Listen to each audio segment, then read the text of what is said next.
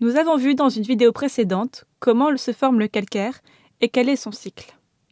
Nous allons maintenant voir les utilisations du calcaire et ses différentes applications dans la vie de tous les jours. Le calcaire est le matériau de base pour produire la chaux vive, qui est de l'oxyde de calcium, et la chaux éteinte, qui est de l'hydroxyde de calcium, comme nous l'avons vu dans la leçon précédente. Le calcaire ne sert pas qu'à produire de la chaux vive et de la chaux éteinte. Il a bien d'autres applications. Le calcaire peut être utilisé seul. Un grand nombre de constructions ont été creusées dans le calcaire et beaucoup de bâtiments ont été construits principalement en calcaire. On compte parmi eux l'Empire State Building à New York, aux États-Unis, ainsi que la cathédrale Saint-Paul et les maisons du Parlement à Londres, en Angleterre. Si nous remontons encore dans le temps, la structure externe de la grande pyramide de Gizeh en Égypte est réalisée en calcaire, tout comme les murs du Machu Picchu au Pérou. Cela montre bien que l'utilisation du calcaire dans la construction n'est pas une innovation récente. Cependant, un problème environnemental important est apparu assez récemment. Les pluies acides érodent lentement ces constructions en calcaire et bien d'autres. L'acide carbonique est l'un des composants acides contenus dans les pluies acides. Le carbonate de calcium réagit avec l'acide carbonique pour donner du bicarbonate de calcium soluble dans l'eau. Ainsi, les constructions réalisées en calcaire s'érodent. Le calcaire peut être utilisé pour fabriquer d'autres matériaux de construction, comme le ciment, le mortier et le béton. Lorsqu'on réduit le calcaire en morceaux et qu'on le fait chauffer avec de l'argile dans un four rotatif, on obtient du ciment. Le ciment peut être mélangé avec du sable et de l'eau pour donner du mortier, utilisé pour coller les briques ensemble. Le ciment peut également être mélangé avec du sable, des graviers et de l'eau pour donner du béton.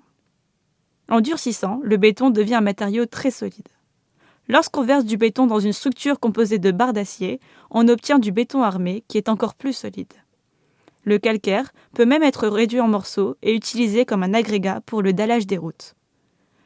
Le terme agrégat correspond tout simplement aux cailloux et minéraux utilisés pour les constructions ou la création de routes. Lorsqu'on chauffe le calcaire avec du sable et du carbonate de sodium, on obtient un certain type de verre. Le calcaire peut également être utilisé pour neutraliser les eaux et les sols acides. Ce processus est appelé le chaulage. Nous pouvons imiter le processus de chaulage en incorporant des coquilles d'œufs dans de l'acide chlorhydrique dilué. Vous pouvez voir qu'elles se dissolvent dans l'eau et qu'un gaz est produit. Pouvez-vous rédiger l'équation de cette réaction ? Sachez que les coquilles d'œufs sont principalement composées de carbonate de calcium. Voici un indice. Cette réaction ressemble beaucoup à celle qui se produit lorsque les pluies acides érodent les structures en calcaire. Mettez pause et reprenez lorsque vous êtes prêt. Le carbonate de calcium réagit avec l'acide chlorhydrique pour former du chlorure de calcium, du dioxyde de carbone et de l'eau. Ainsi, le carbonate de calcium semble disparaître, mais en réalité, du chlorure de calcium est créé et il est soluble dans l'eau. Notez que dans cette réaction, tout comme dans l'exemple des pluies acides dans l'introduction, le carbonate de calcium réagit avec un acide pour donner du dioxyde de carbone et de l'eau. Jetez un œil dans votre bouilloire. Vous verrez soit des dépôts blancs irréguliers sur la résistance ou des particules de couleur crème dans le fond. Vous pouvez également en trouver sur votre robinet. C'est du tartre formé par l'eau dure, ou de l'eau contenant du calcium dissous ou des ions magnésium.